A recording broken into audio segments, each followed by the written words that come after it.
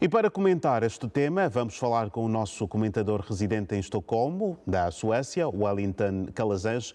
Wellington, boa noite e seja bem-vindo mais uma vez à Hora 10, edição da noite. Boa noite, Dorivaldo Aleixo, é uma honra estar aqui de volta. Boa noite a você assistindo ao canal TPA Notícias aqui no programa Hora 10. Exato, Wellington, bem-vindo, é sempre um prazer enorme recebê-lo e a pergunta que eu coloco mesmo para iniciarmos aqui a nossa análise desta noite de 10 de janeiro de 2023 é se as perspectivas para os países europeus são assim tão péssimas como o quadro que acabamos de descrever nesta última nota que avançamos da atualidade internacional. Lamentavelmente, as previsões são exatamente essas e os primeiros dias do ano apontam para que estas previsões sejam consolidadas.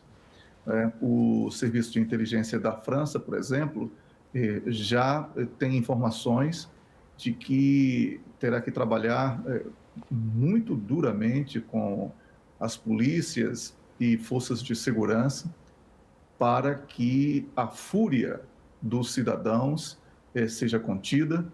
A França vive um momento muito delicado na sua economia, a crise energética pegou muito forte a vida dos franceses, não apenas pela questão do inverno, mas, sobretudo, pela perda de empregos e a incapacidade de retomar a economia após os 2 anos de pandemia.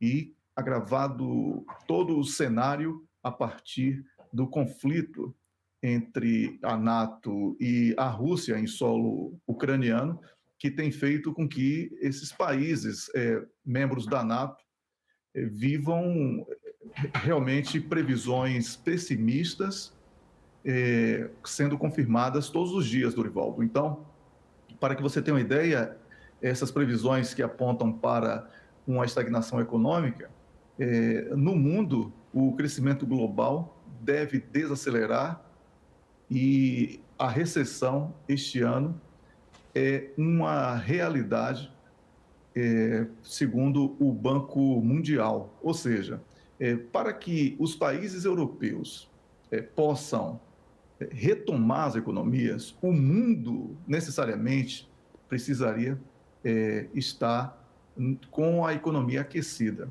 Como nas previsões do Banco Mundial, publicadas hoje, o mundo deve conhecer este ano muito perigosamente por perto, foi a expressão aplicada na nota de imprensa do Banco Mundial, uma recessão.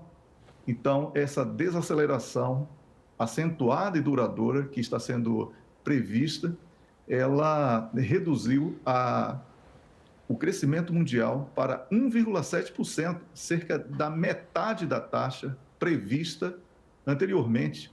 E esse é o percentual mais fraco em décadas, segundo o relatório do próprio Banco Mundial.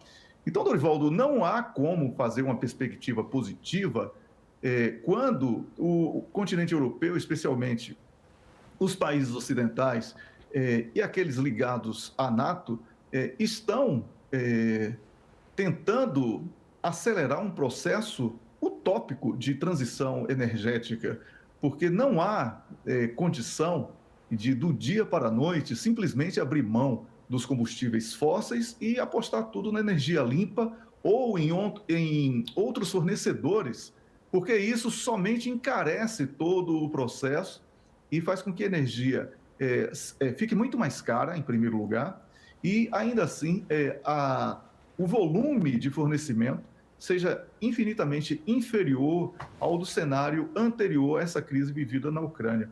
Então, Dorivaldo, eu considero que todo esse cenário de pessimismo, ele deva atingir fortemente, principalmente, França, Alemanha e Reino Unido, que são países com economias responsáveis por toda a movimentação de grande parte da União Europeia, dos países membros. E você também mencionou aí os países nórdicos. A Suécia, que assumiu a presidência do Conselho da União Europeia no primeiro dia deste ano, de 2023, e vai continuar nessa presidência até o dia 30 de junho deste ano, ela sabe que assume essa presidência do Conselho da União Europeia em um momento em que a União Europeia enfrenta desafios sem precedentes.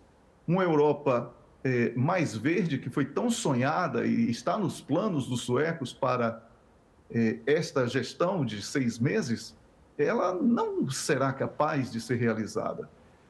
Uma Europa mais segura também não será mais possível, porque já existem aí informações sobre o desvio de armas que deveriam ter ido para a Ucrânia e que estão armando grupos perigosos em todo o continente europeu.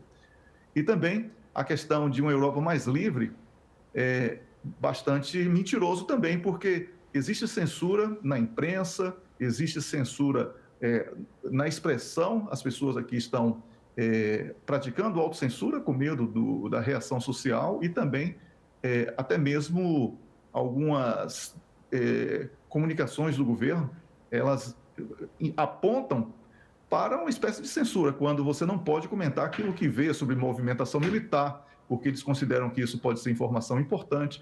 Então, tudo isso é uma forma de impor no cidadão a autocensura, mas, na verdade, é o Estado inibindo o cidadão a exercer o seu livre-arbítrio.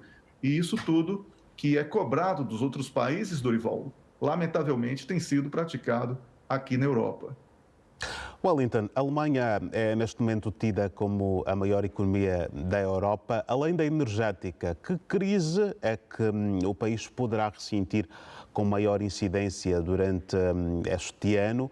E olhando também para aquilo que é a estabilização económica que o país conseguiu manter, que fatores é que terão contribuído?